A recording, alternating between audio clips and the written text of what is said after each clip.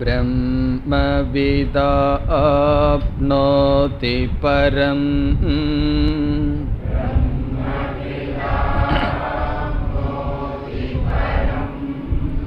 तदेशाभ्युक्ता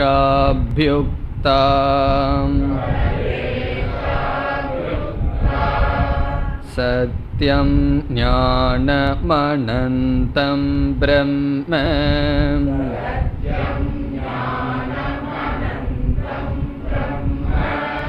यो वेत्ति निहितं गुहायां परमे व्योमन्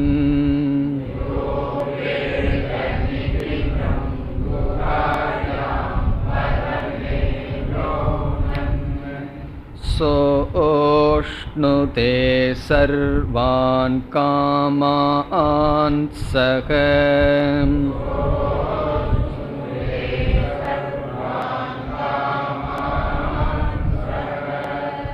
ब्रह्मणा विपश्चितेति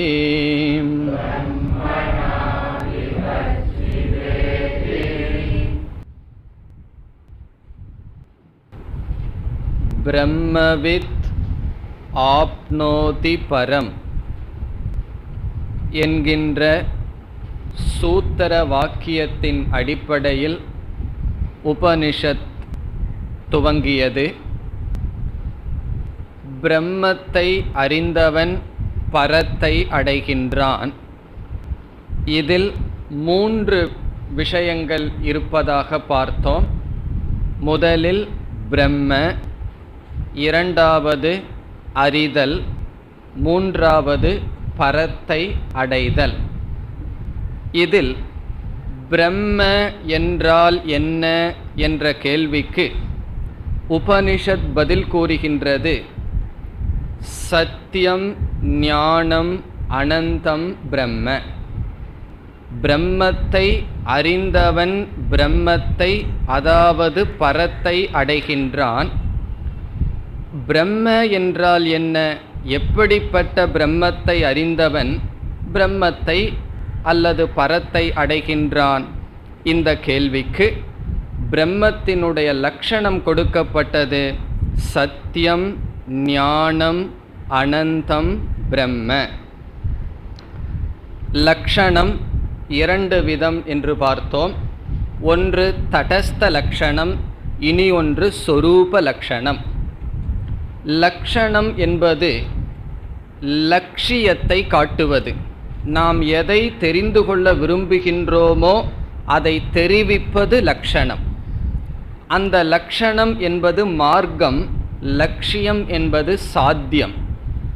இந்த லட்சியத்தை காட்டுவது, லட்சணமானது லட்சியத்துடன் சேர்ந்து இருந்தால் அது சொரூப லட்சணம்.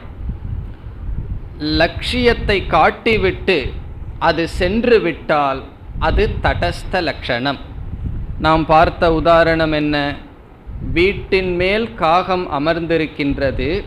காகத்தை காட்டி அவருடைய வீடு இது என்று சொல்கின்றோம். அந்த காகமானது வீட்டினுடைய அங்கமாக இல்லை, ஆனால் மற்ற வீட்டிலிருந்து பிரித்து அந்த வீட்டு லட்சியத்தை காட்ட பயன்பட்டு சென்று விட்டது. அது தடஸ்த லட்சணம். பிறகு வீட்டினுடைய அமைப்பையே கூறினால் அது சொரூப லட்சணம். அதே போல சத்தியம் ஞானம் அனந்தம் என்பது பிரம்மத்தினுடைய லட்சணம் என்றால், பிரம்மத்திடம் செல்லும் பொழுதும் அது சத்தியமாக இருக்கும், ஞானமாக இருக்கும், அனந்தமாக இருக்கும். பிறகு பிரம்மத்திற்கு எது தடஸ்த லட்சணம் என்றால், இந்த பிரபஞ்சத்தை காட்டி இந்த பிரபஞ்சத்திற்கு காரணம் என்று பிரம்மத்தை அறிமுகப்படுத்தும் பொழுது நாம் பிரம்மத்திடம் எப்படி நெருங்குகின்றோம்? இந்த பிரபஞ்சத்திற்கு காரணம் என்று நெருங்கும் பொழுது பிரம்மத்திடம் சென்றால் பிரபஞ்சம் இருக்காது. இப்போ பிரபஞ்சம் தடஸ்தமாக பிரம்மத்தை காட்டும், சத்தியம் ஞானம் அனந்தம் சொரூபமாக பிரம்மத்தை காட்டுகின்றது. பிறகு இதில் சத்தியம் என்ற பதத்திற்கு விசாரத்தை செய்து முடித்தோம். இனி நாம் ஞானம் என்ற பதத்திற்கு வர வேண்டும். சத்தியம் என்ற பதத்திற்கு எப்படி விசாரத்தை முடித்தோம்? சத்தியம் என்ற சொல்லினுடைய வாச்சியார்த்தம் இந்த உலகத்தில் இருக்கின்ற பதார்த்தங்கள். ஒவ்வொரு பொருளிலும் சத் என்பதும் நாமரூபமும் சேர்ந்து இருக்கின்றது. புஸ்தகம் இருக்கின்றது என்று சொல்லும் பொழுது புஸ்தகம் என்கின்ற பெயர் உருவம் இருத்தல். அடுத்த எந்த பதார்த்தத்தை நான் கூறினாலும் அதில் இருத்தல் என்று வரும். பிறகு எப்படி இருக்கின்றது என்ற நாமரூபம் வரும்.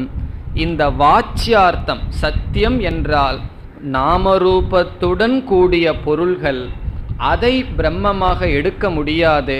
அனந்தம் என்ற சொல்லுடன் அது முரண்பட்டு விடும். ஆகவே பிரம்ம சத்தியம் என்று சொல்லும் பொழுது எல்லா பதார்த்தத்திலும் சத் சத் சத் இருத்தல் இருத்தல் இருத்தலாக எது இருக்கிறதோ அது பிரம்ம. இனி ஞானம் என்ற பதத்திற்கு வருகின்றோம். இதுவரை சென்ற வகுப்பில் பார்த்தோம். சத்தியம் பிரம்ம, ஞானம் பிரம்ம.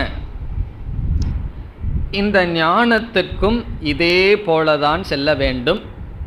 சத்தியம் என்ற சொல்லை எப்படி நாம் அணுகினோம்?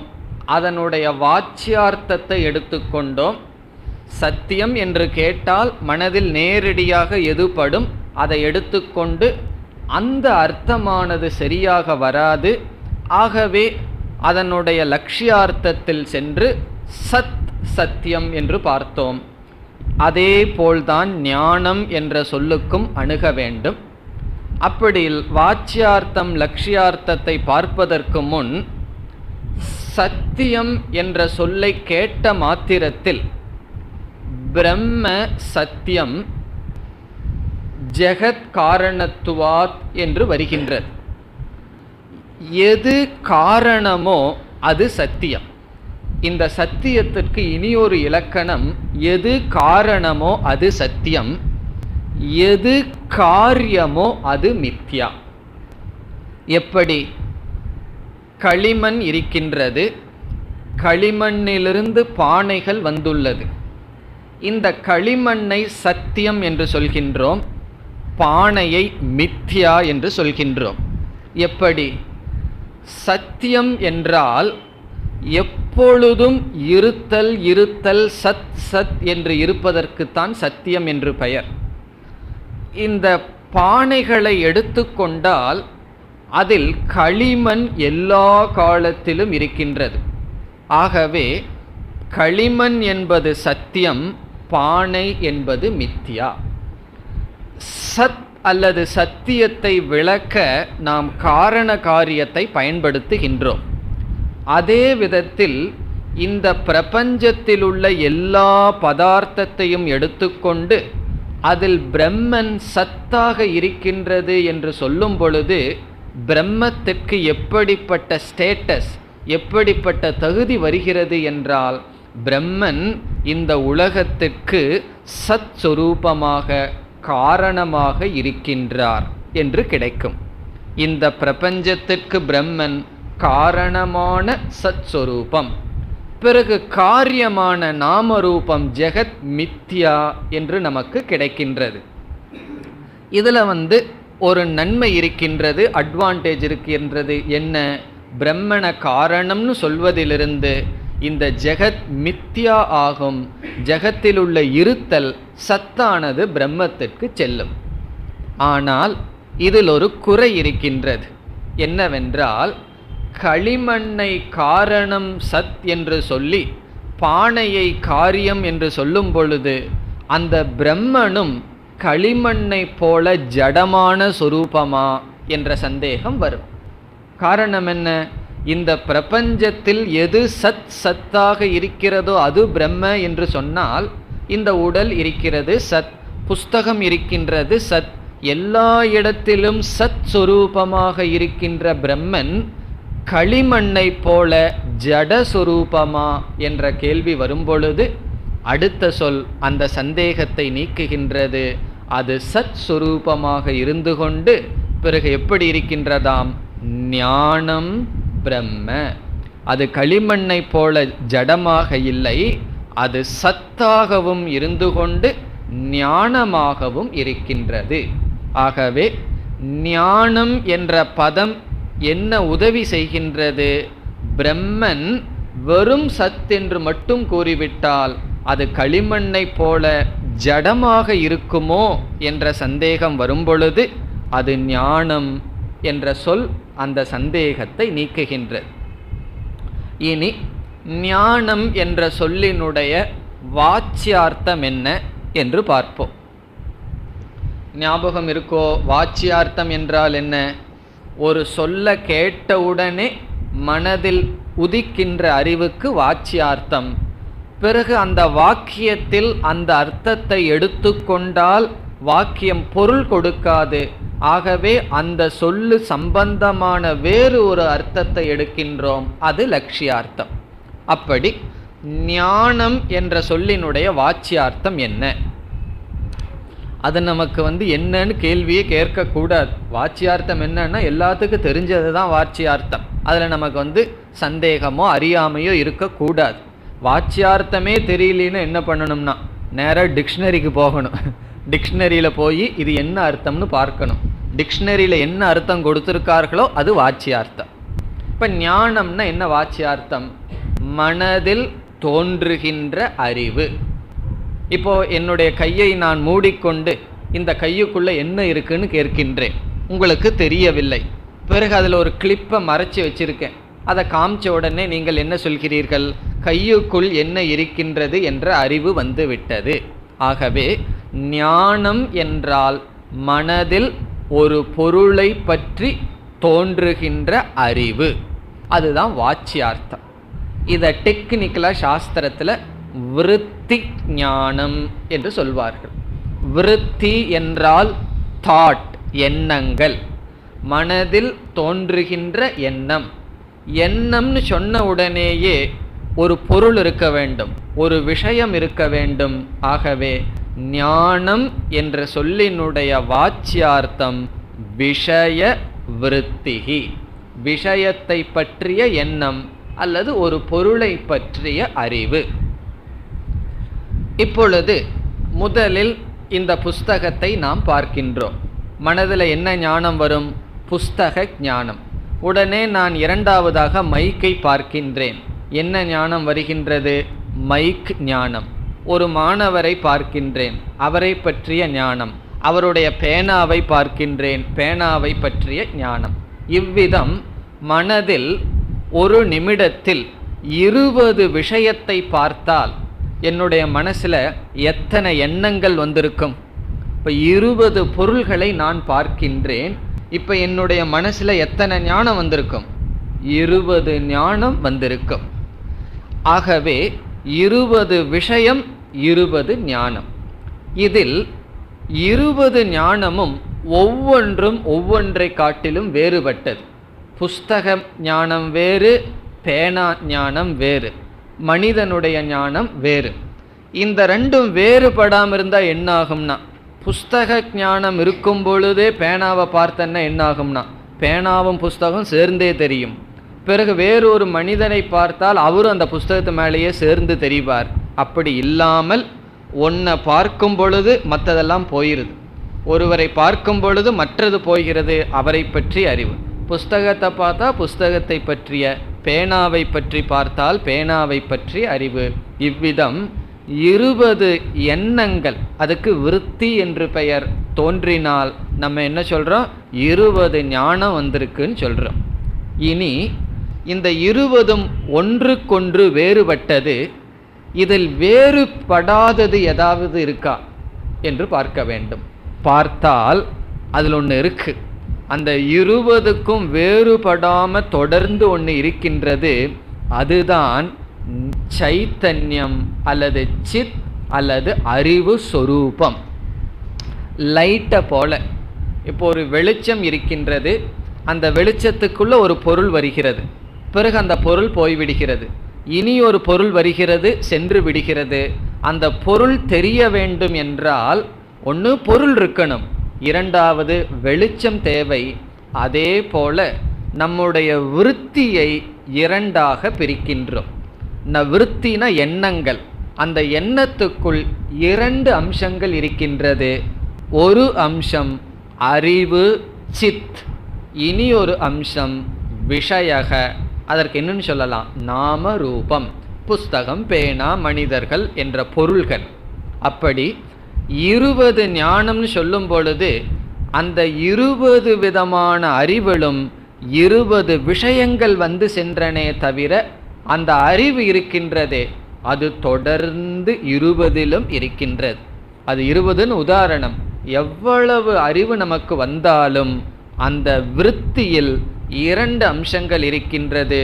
ஒன்று பிரகாச அம்சம், பிரகாசப்படுத்துகின்ற ஒரு அம்சம், ஒரு பகுதி.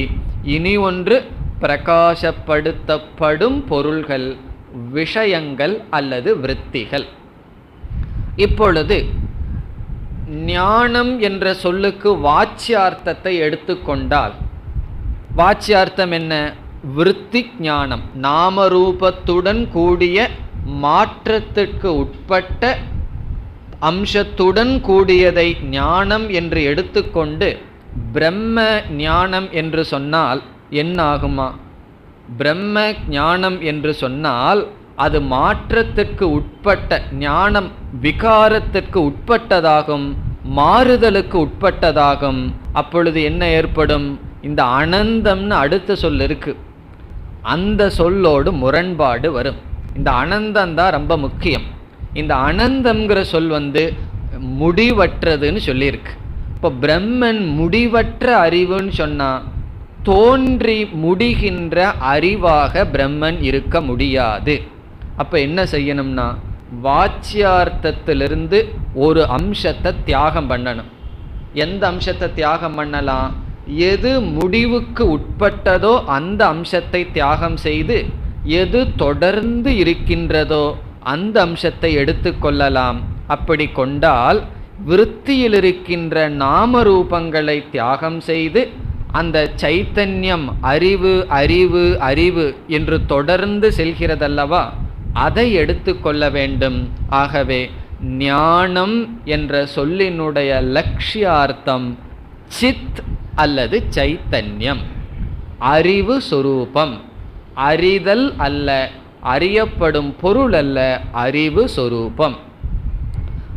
அது லட்சியார்த்தம். லட்சியார்த்தம் டிக்ஷனரியில் இருக்காது. டிக்ஷனரியில் என்ன இருக்கும்? வாச்சியார்த்தம் தான் இருக்கும். அனுபவத்தில் வாச்சியார்த்தத்தை தான் பேசுவோம். நம்ம மற்ற இடத்துல லட்சியார்த்தத்தை எடுத்துக்க கூடாது.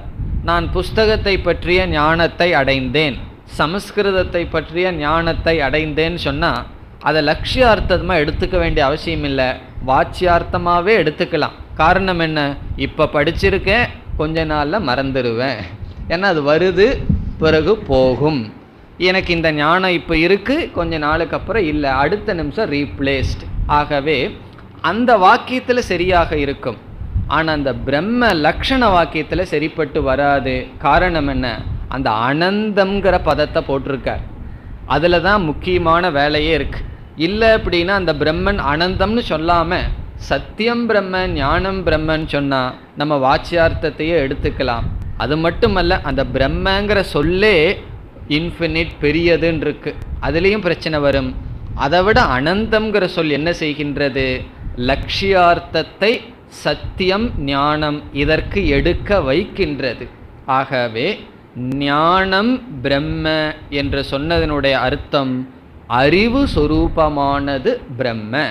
அறியப்படும் பொருளுடன் சேராத எல்லா அறிவையும் பிரகாசப்படுத்துகின்ற எல்லா எண்ணங்களுக்கும் சாட்சியாக இருப்பது எதுவோ அந்த தத்துவம் பிரம்ம.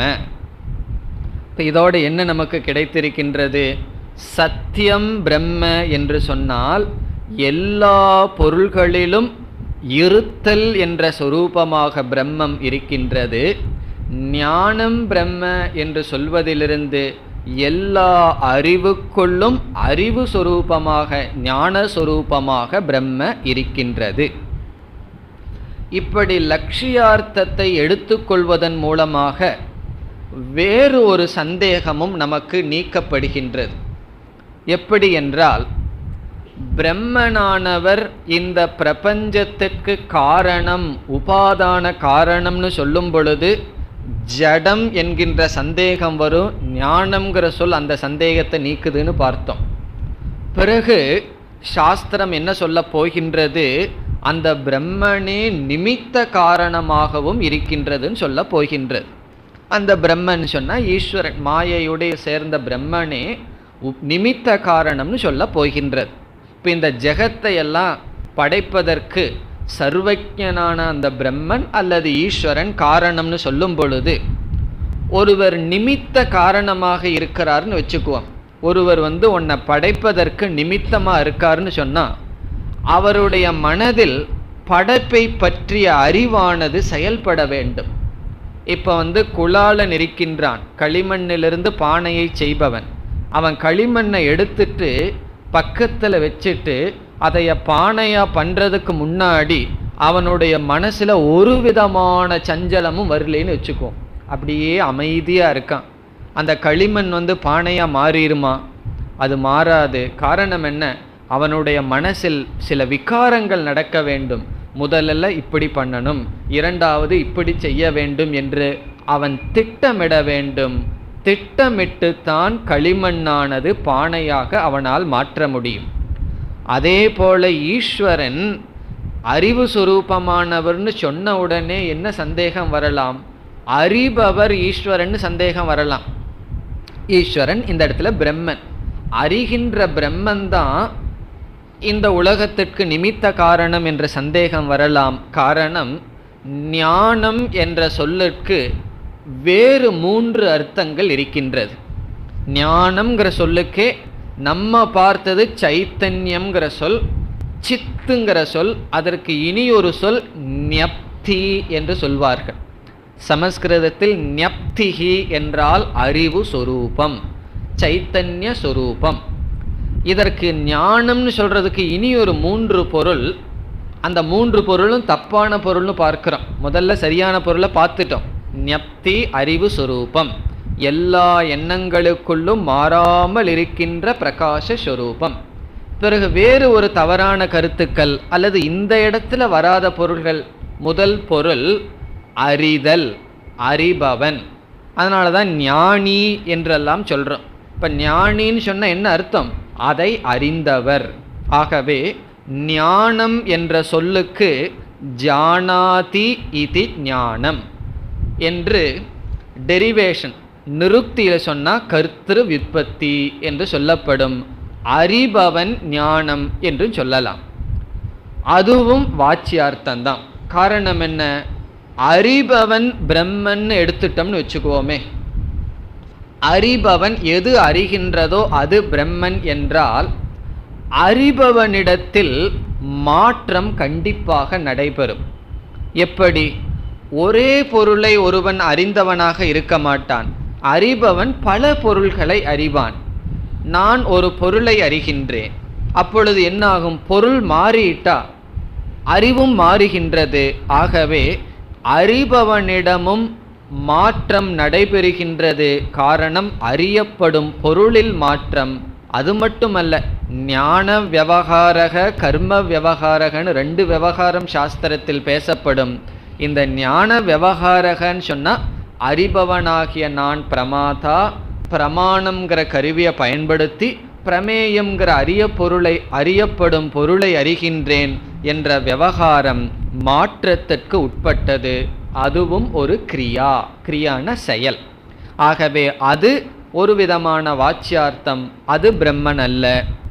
பிறகு இரண்டாவது பொருள், அறியப்படும் பொருளுக்கே ஞானம்னு பெயர்.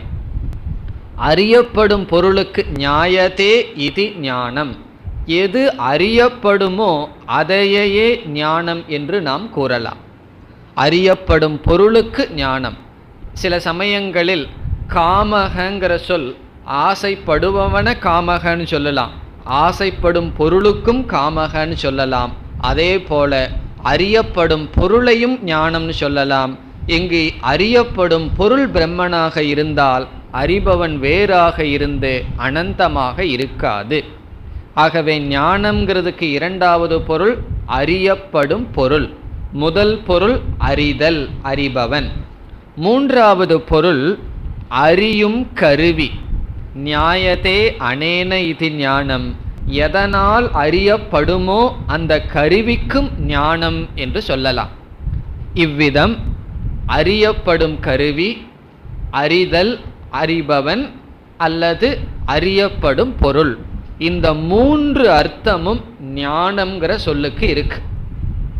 சங்கராச்சாரியார் இந்த பாஷ்யத்தில் இந்த 3ஐயும் எடுத்துக்கொண்டு கவனமாக இதில் எதுவும் பொருந்தி வராது என்று நிராகரணம் செய்து கடைசியில் இதனுடைய லட்சியார்த்தம் ஞப்திகி, அறிவு சொரூபம் ஞானம் என்று நிலைநாட்டுகின்றார். இப்போ இறுதியாக நமக்கு என்ன கிடைக்கின்றது? பிரம்ம சத் என்று மட்டும் சொல்லி நிறுத்தினால் அது ஜடமான பதார்த்தம் என்ற சந்தேகம் வரும்பொழுது ஞானம் என்ற சொல் வருகிறது. ஞானம் என்ற சொல்லுக்கு பல பொருள்கள் இருக்கலாம். எந்த பொருளை எடுத்துக்கொண்டால் அனந்தம்ங்கிற சொல்லோட முரண்பாடு வராதோ அந்த பொருள் சைத்தன்யம், அறிவு சொரூபம். அந்த அறிவுல மாற்றமில்லை. பிறகு அறியப்படும் பொருள்கள் வந்து வந்து செல்கின்றது. ஒவ்வொரு எண்ணத்திலும் பிரதிபோத விதிதம் மதம் என்று உபனிஷத் கூறும் கேனோபனிஷத்தில் ஒவ்வொரு எண்ணங்களிலும் பொருள்கள் வந்து செல்கின்றது. அதை பிரகாசப்படுத்துகின்ற சைத்தன்யம் மாறாமல் இருக்கின்றது. அது ஞானம். இப்போ 2ஐ நாம் பார்த்து விட்டோம். சத்தியம், ஞானம், பிரம்ம. எப்படி புரிந்து கொள்ள வேண்டும்? சத்தியம் பிரம்ம, ஞானம் பிரம்ம. இனி அடுத்த சொல் அனந்தம் பிரம்ம. அனந்தம் என்ற சொல்லுக்கு பொருள் லிமிட்லெஸ், வரையறுக்கு உட்படாதது, வரையறுக்கப்படாதது. அந்தம் என்றால் முடிவுக்கு உட்பட்டது. ந அந்தம், அனந்தம். அனந்தம் என்றால் முடிவுக்கு உட்படாதது. இங்கிலீஷில் சொன்னால் லிமிட்லெஸ்ன்னு சொல்லலாம். வேற வார்த்தையில் சொல்லணும்னா இன்ஃபினிட் அல்லது பூர்ணம், நிறைவானது என்றும் சொல்லலாம். இந்த அனந்தம்ங்கிற சொல்லுக்கு வாச்சியார்த்தமே எதை குறிக்குது? அர்த்தமாக அனந்தம்னு சொன்னாவே அது எந்த அர்த்தத்தை குறிக்கின்றது? ஒரு முடிவுக்கு உட்படாதது, பூர்ணமானதுன்னு சொல்கின்றது. ஆகவே அனந்தம் என்ற சொல்லுக்கு நாம் லட்சியார்த்தத்திற்கு போக வேண்டிய அவசியமே கிடையாது. வாச்சியார்த்தமே நமக்கு போதும். எல்லா சொல்லுக்கும் எப்போ லட்சியார்த்தத்துக்கு போகணும்? லட்சியார்த்தத்துக்கு போகணும், வாச்சியார்த்தத்துக்கு போகணும்னா 2 அர்த்தம் என்னன்னு மனசில் தெரிஞ்சாதான் இருக்கும். இல்லைன்னா எங்கேயும் போகாமையே உட்காந்துருப்போம், எந்த அர்த்தத்துக்கும் போக முடியாது. வாச்சியார்த்தம்னா கேட்ட மாத்திரத்தில் மனசில் வர்றது வாச்சியார்த்தம். பிறகு அந்த வாச்சியார்த்தம் பொருந்தலினா புதுசாக ஒரு அர்த்தம் எடுத்துக்கிறோமே, அதற்கு லட்சியார்த்தம். இங்கே அனந்தம்னு சொன்ன உடனே என்ன தெரிகின்றது? வரையறுக்கு உட்படாதது, லிமிட்லெஸ் என்றால் அதுவே போதும் நமக்கு. இந்த அனந்தம்ங்கிற பதத்தை 2 விதத்தில் இங்கே கையாளலாம். எப்படி என்றால், சத்தியம் பிரம்ம, ஞானம் பிரம்ம. பிறகு இந்த அனந்தத்தையும் மீண்டும் பிரம்மங்கிற இடத்துல சேர்த்து அனந்தம் பிரம்ம. அந்த பிரம்மனானது வரையறுக்கு உட்படாதது என்று அனந்தம் என்ற பதத்தை நேரடியாக பிரம்மத்தோடு சேர்த்துவது. அப்படித்தான் நம்ம ஏற்கனவே பார்த்திருக்கின்றோம். ஆரம்பத்திலே எப்படி பார்த்தோம்? 3 சொற்களையும் தனித்தனியாக பிரம்மத்தோட சேர்க்கணும்னு பார்த்தோம். அப்பொழுது அனந்தம் பிரம்மங்கிறதையும் சேர்த்துட்டு அந்த அறிவோட சத்தியத்துக்கு பொருள் கொடுக்கணும். அனந்தம் பிரம்மங்கிற அறிவோட ஞானத்திற்கு பொருள் சொல்ல வேண்டும். ஞானத்திற்கும் சத்தியத்திற்கும் வாச்சியார்த்தத்தை விட்டு லட்சியார்த்தத்தை எடுக்கிறதுக்கு காரணம் அனந்தம் பிரம்ம என்கிறத மனதில் வைத்து கொண்டு நாம் சத் சித் அனந்தம் என்று பார்த்துள்ளோம். இப்பொழுது வரையறுக்கப்படாதது என்று சொன்னால் ஒரு பொருள் எதனால் லிமிட், எதனால் வரையறுக்கப்படும் என்றால் 3 வரையறுக்கப்படும். இது நம்ம ஏற்கனவே பார்த்த கருத்து தான். அந்த 3 என்ன? தேசம், காலம், வஸ்து. ஒரு தேசத்தினால் ஒரு பொருள் வரையறுக்கப்படலாம், லிமிட். லிமிட்னு சொன்னால் அதை வரையறுக்கப்படலாம். எப்படி?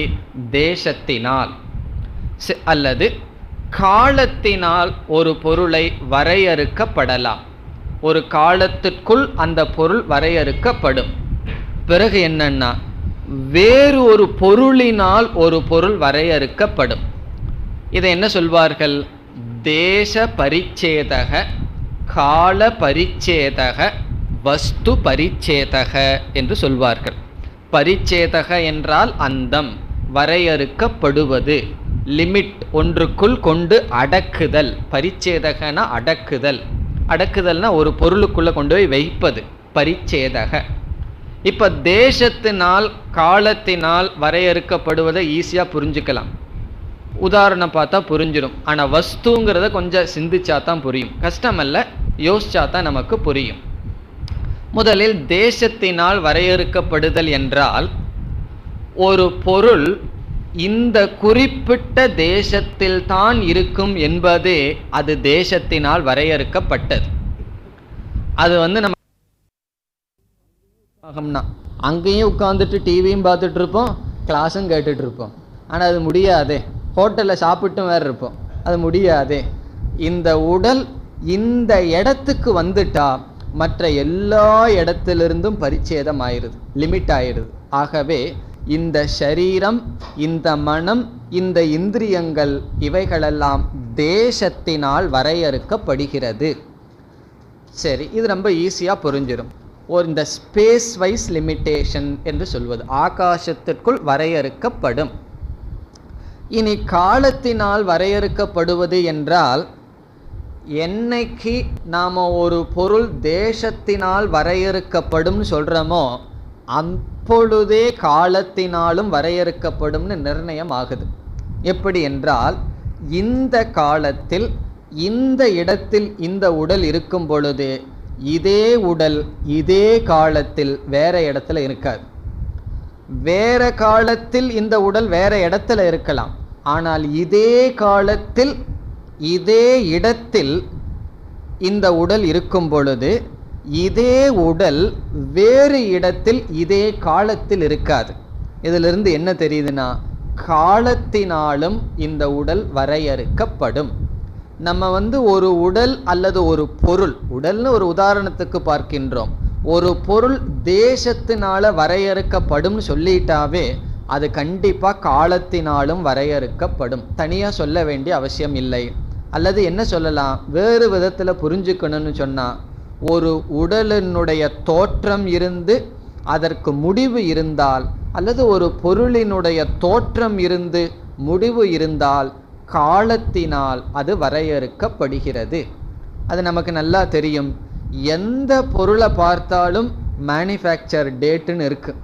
நம்ம உடலுக்கு மேனுஃபேக்சர் டேட்னு சொல்ல மாட்டோம், பர்த் டேட்னு சொல்லுவோம். ஆனால் அதுவும் மேனுஃபேக்சர் டேட்டு தான். பிறகு என்னென்னா, எக்ஸ்பைரி டேட்டுன்னு ஒன்று இருக்குது, அது நமக்கு தெரியாது, மற்றவங்க தான் போடுவார்கள்.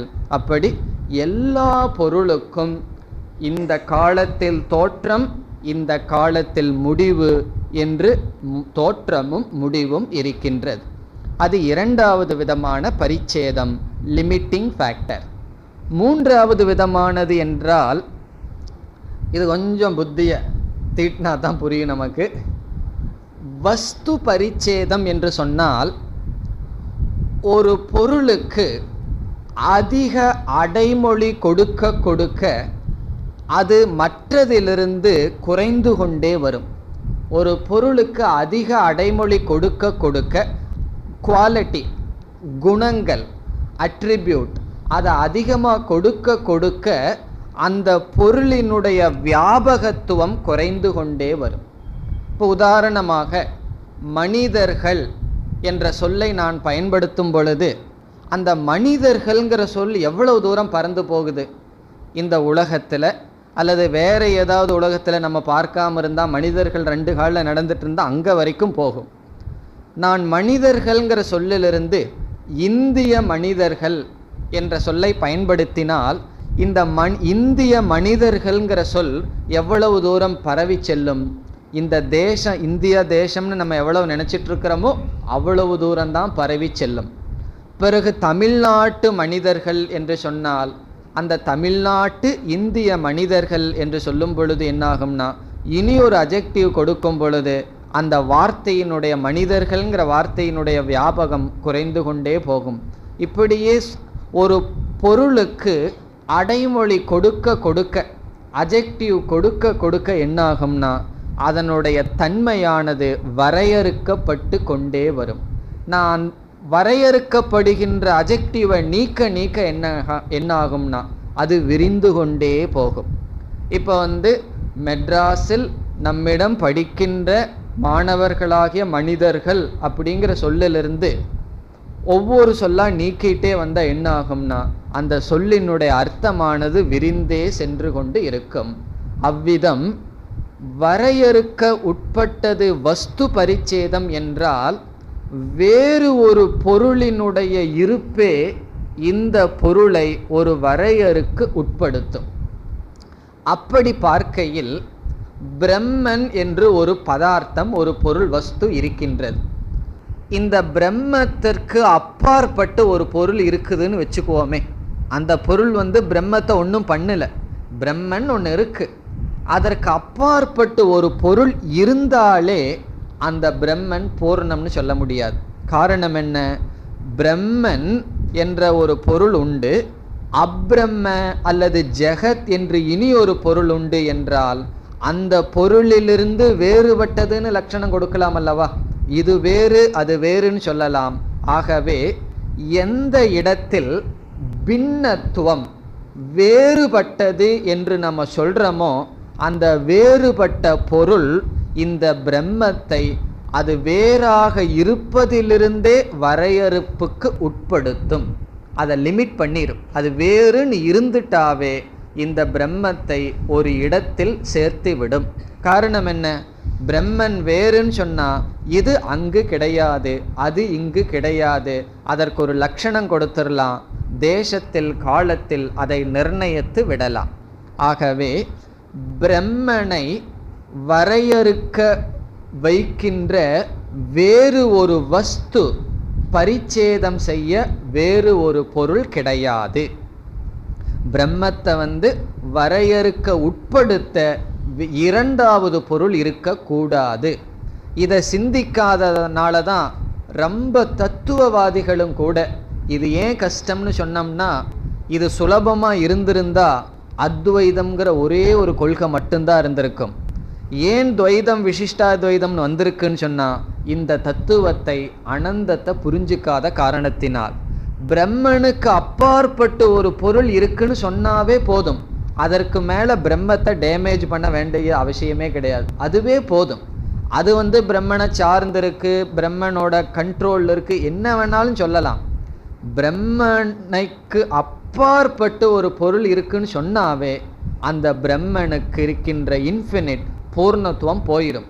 எப்படி என்றால் வேறு ஒன்று இருக்கே, இரண்டாவது ஒரு பொருள் இருக்கே, அந்த இருத்தல் இந்த இருத்தல் வேறு. அப்போ இந்த இருத்தலை போய் நம்ம அனந்தம் சத்துன்னு சொல்ல முடியாது. காரணம் என்ன? பிரம்மனுடைய இருத்தல் வேறு, அந்த இருத்தல் வேறு ஆகிவிடும். ஆகவே எப்பொழுது இருமை வருகின்றதோ, இரண்டாவது பொருள் இருக்கின்றதோ, அதுவே பிரம்மனை ஒரு வரையறுக்குள் உட்படுத்தும். இப்பொழுது பிரம்மனு தவிர இரண்டாவது பொருள் இல்லைன்னு நம்ம சொல்கிறோம். அது எப்படி என்றால் பிரம்மனுடைய லட்சணத்தை பார்ப்போம். பிரம்மன் ஒன்று தான் இருக்குது, பரம்பொருள்.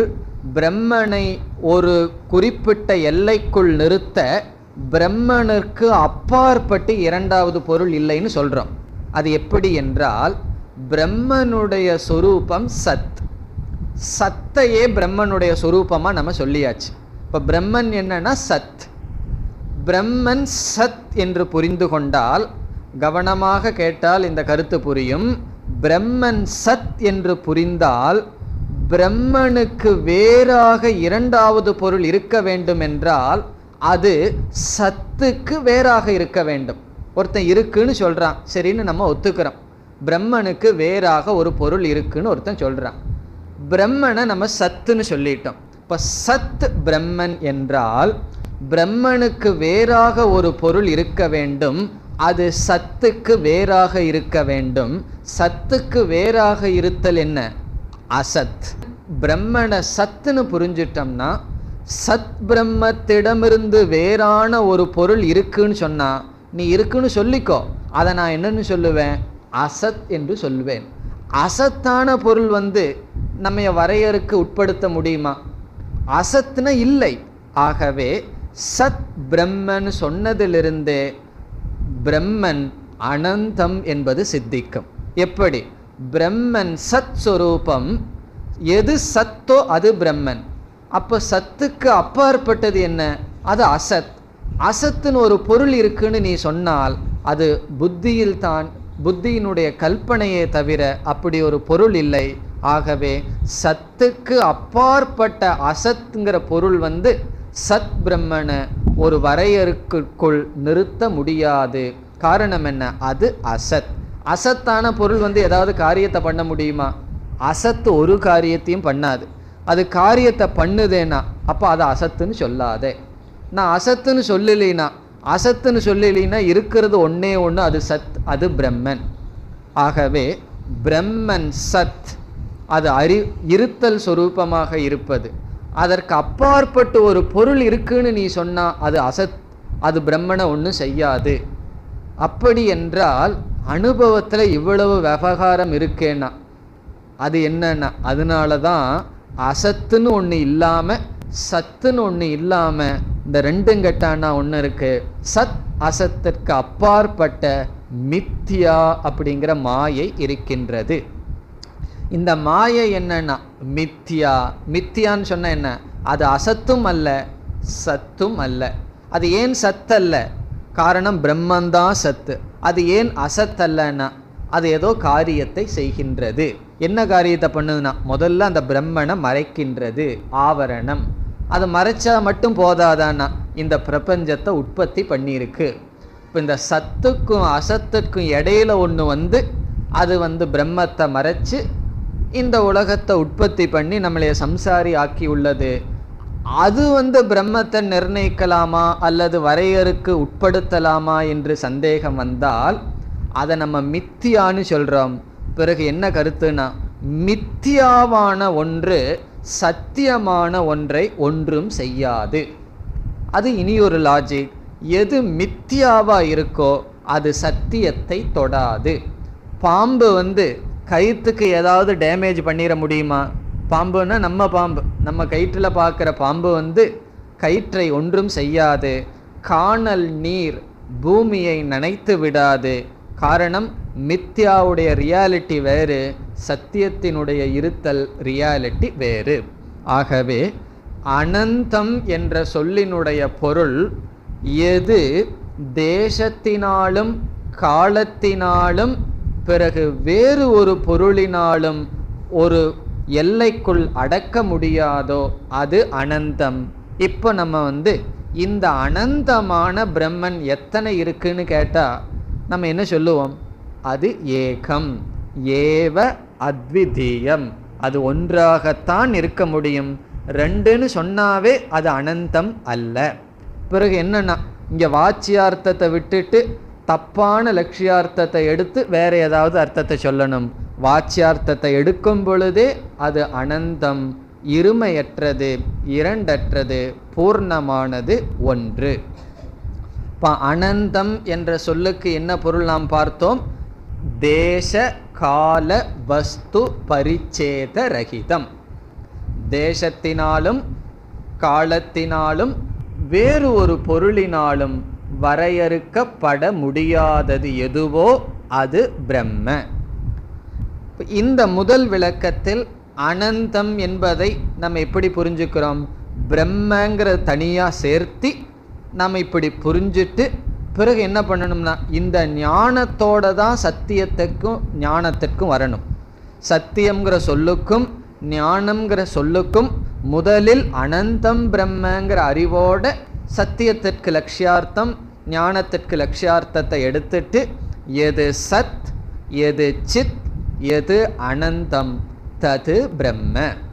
எது சத்தாகவும் சத் சொரூபமாகவும் சித் சொரூபமாகவும் அனந்தமாகவும் இருக்கின்றதோ அது பிரம்ம. இனி இரண்டாவது விதத்தில் இந்த அனந்தம்ங்கிறத எடுத்துட்டு விளக்கத்துக்கு வரலாம். இரண்டாவது விதத்தில் அனந்தம்ங்கிற சொல்ல நம்ம பிரம்மத்தோட சேர்த்துவதற்கு பதிலாக அனந்தம் சத்தியம் அனந்தம் ஞானம் என்று சேர்த்து கொள்கின்றோம்.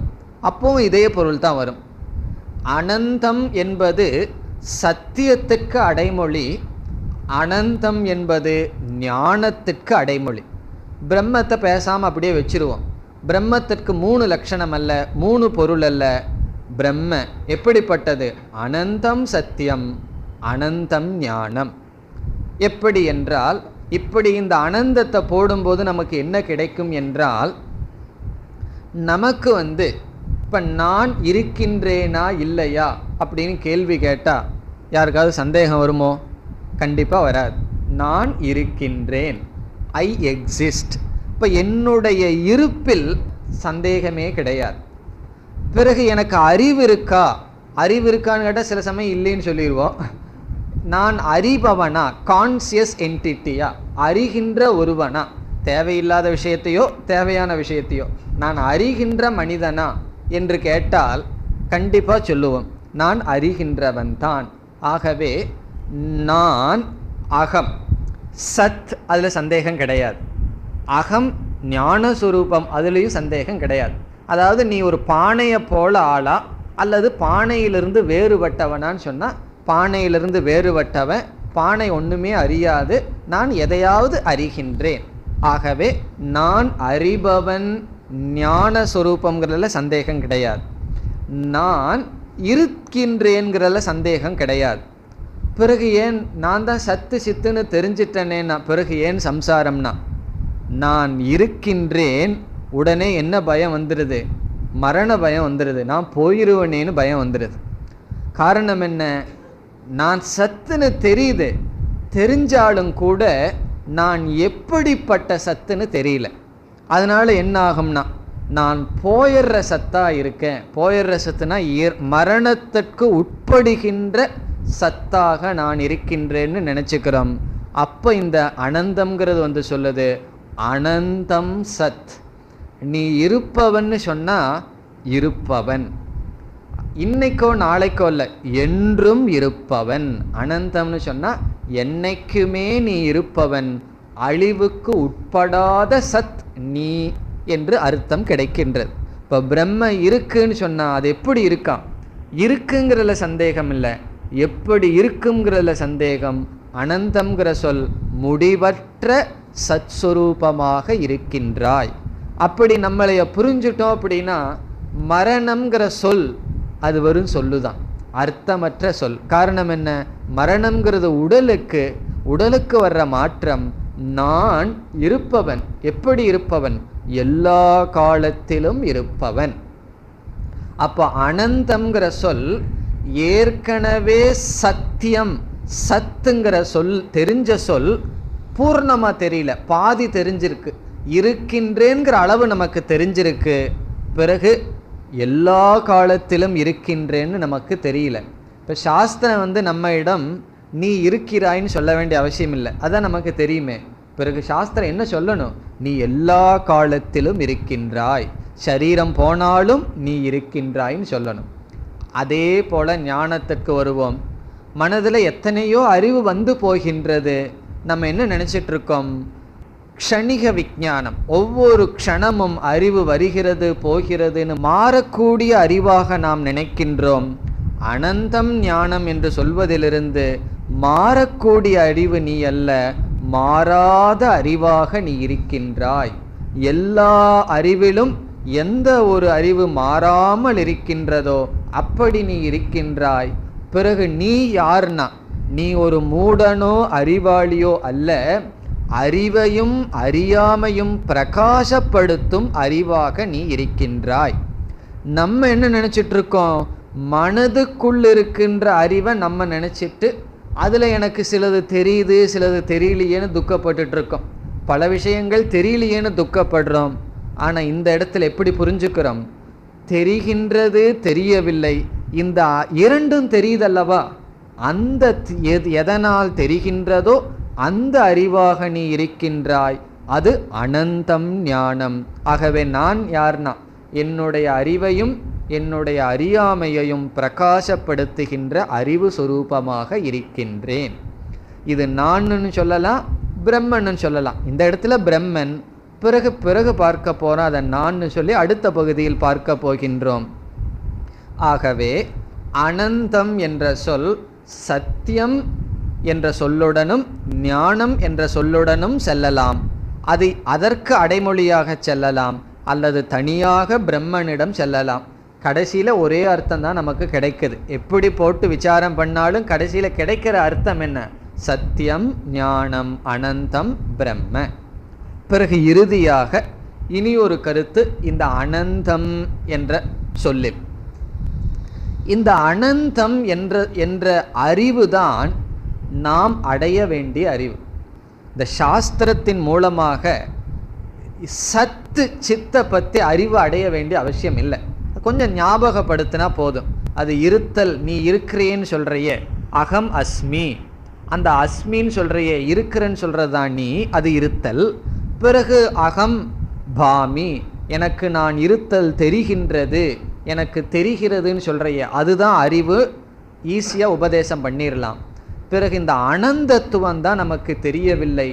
ஆகவே சம்சாரத்திற்கு காரணம் அனந்தம்ங்கிறது தெரியாத காரணத்தினால். எப்போ அனந்தம் சத்தியம் அனந்தம் ஞானம்னு தெரியுதோ அப்பொழுது புருஷார்த்தம் நமக்கு கிடைக்கின்றது. மனதில் இருக்கின்ற துயரமெல்லாம் நீங்கப்படுகின்றது. காரணம் என்ன? நான் அந்தமான சத், அந்தமான ஞானம், அந்தம்னா முடிவுக்கு உட்பட்ட சத் என்று நினைப்பதனால் துயரம் வருகின்றது. மனதில் துயரம் குறை. அனந்தம்னு தெரிஞ்ச உடனே என்ன ஆகும்னா மனதில் குறைகள் இல்லை, சம்சாரம் இல்லை, நிறைவு வருகின்றது. அந்த நிறைவை ஆனந்தம் என்று சொல்வது வழக்கம். ஆனந்தம்னா என்ன? அவர் ரொம்ப ஆனந்தமாக துக்கமாக இருக்காருன்னு சொல்லுவோமா என்ன? ஆனந்தம்னா நிறைவு. அந்த இடத்துல எந்த குறையும் இல்லை. அவர் ஆனந்தமாக குறையோடு இருக்காருன்னு சொல்ல முடியாது. குறைன்னு இருந்தால் ஆனந்தம் இல்லை. ஆனந்தம் என்றால் நிறைவு. ஆகவே இந்த அனந்தத்தை பற்றிய ஞானம் மனதில் ஆனந்தத்தை, நிறைவை கொடுப்பதனால் இந்த அனந்தத்தை என்னன்னு சொல்வார்கள்? ஆனந்தம் என்றும் சொல்வார்கள். அப்போ நம்ம பிரசித்தமாக கேள்விப்படுற வார்த்தை என்ன? சத்தியம், ஞானம், அனந்தம், ஆனந்தம் அல்லது சச்சிதானந்தம் பிரம்ம. சத்தியம், ஞானம், ஆனந்தம் பிரம்ம. இந்த ஆனந்தம் என்றால் என்ன? மன நிறைவு. அதுதான் புருஷார்த்தம். இப்போ இவ்வளவு தூரம் சாஸ்திரம் படிக்கிறது எதற்குனா சின்ன வார்த்தையினுடைய அர்த்தத்தை புரிஞ்சுக்கிறது தான். என்ன சின்ன வார்த்தை? அனந்தம். வேற ஒன்றும் புரிஞ்சிக்க வேண்டியது அவசியமே இல்லை. இப்போ 20 வருஷம் 30 வருஷம் சாஸ்திரம் படித்து மனனம் பண்ணி நிதித்தியாசனம் பண்ணுறதெல்லாம் எதற்குனா ஒரே ஒரு வார்த்தை, ஒரே ஒரு டோஸ் அப்படின்னு சொல்லுவாங்கல்லவா, இந்த ஒரே ஒரு டோஸ். அது என்னன்னா அனந்தம். இந்த அனந்தம்ங்கிறத புரிஞ்சுட்டோம்னா என்ன கிடைக்கும்னா ஆனந்தம், புருஷார்த்தம். இப்போ ஆனந்தம்னு சொல்லலாம், பூர்ணத்துவம்னு சொல்லலாம், மன நிறைவுன்னு சொல்லலாம், அல்லது நிறைவு. வெறும் நிறைவு, அங்கே மனதுன்னு ஒன்றும் கிடையாது, ஒரு நிறைவு. அந்த நிறைவை மனசில் அனுபவிக்கின்றோம். அதை புருஷார்த்தமாக மோட்சமாக கூறுகின்றோம். மேலும் மோட்ச பலத்தை நாம் பிறகு பார்க்கலாம். இத்துடன் சத்தியம், ஞானம், அனந்தம் என்ற விசாரம் முடிவடைகின்றது. இதோட எதுவரை நம்ம முடிச்சிருக்கோம்? முதல்ல எங்கே இருக்கும்னு நம்ம பார்க்கணும். எங்கேயோ ஆரம்பித்து எங்கேயோ போயிட்ட மாதிரி தெரியக்கூடாது. முதல்ல எப்படி ஆரம்பித்த இந்த உபநிஷத்தை? பிரம்மவிது ஆப்னோதி பரம். இதை மனசில் வச்சுக்கணும். இதெல்லாம் உங்களுக்கு நேரம் மனப்பாடம் ஆயிருக்கும். தூக்கத்தில் கேட்டாலும் பிரம்மவித் ஆப்னோதி பரம்னு எந்திரிக்கணும். ஆகவே பிரம்மத்தை அறிந்தவன் பரத்தை அறிகின்றான், அடைகின்றான். இதில் 3 கேள்விகள் கேட்கப்பட்டது. கிம் தத் பிரம்ம, பிரம்ம என்றால் என்ன? முதல் கேள்வி. அதற்கு என்ன பதில் பார்த்தோம்? பிரம்மன் என்றால் சத்தியம், ஞானம், அனந்தம் பிரம்ம. எது சத் சித் அனந்தமாக இருக்கின்றதோ அது பிரம்ம என்று லட்சணம் முடிவடைகிறது. இனி அடுத்த கேள்வி என்ன? சூத்திர வாக்கியத்தில் அடுத்த பதம் எதுக்கு விளக்கம் வேண்டும்? பிரம்மங்கிற பதத்திற்கு விளக்கம் முடிகிறது வித் என்ற பதம், பிரம்மத்தை அறிபவன் என்கின்ற பதம். அதில் என்ன சந்தேகம் நமக்கு வருகின்றது என்றால், கதம் தஸ்ய வேதனம், வேதனம்னா அறிதல், அந்த பிரம்மத்தை எப்படி அறிதல் என்ற சந்தேகம் நமக்கு வருகின்றது. இன்னும் கொஞ்சம் சந்தேகத்தை பெருசா சொல்லணும்னு சொன்னா, அந்த பிரம்மத்தை எப்படி, எங்கே, எதுவாக அறிய வேண்டும்? இந்த 3 சந்தேகம் வருது அறிகிற விஷயத்திலேயே. எப்படி அந்த பிரம்மத்தை, இப்போ சத்தியம் ஞானம் அனந்தம்னு ஒரு பிரம்மத்தை பார்த்தமே, அந்த பிரம்மத்தை எப்படி அறிய வேண்டும், அந்த பிரம்மத்தை எப்படி புரிஞ்சுக்க வேண்டும்?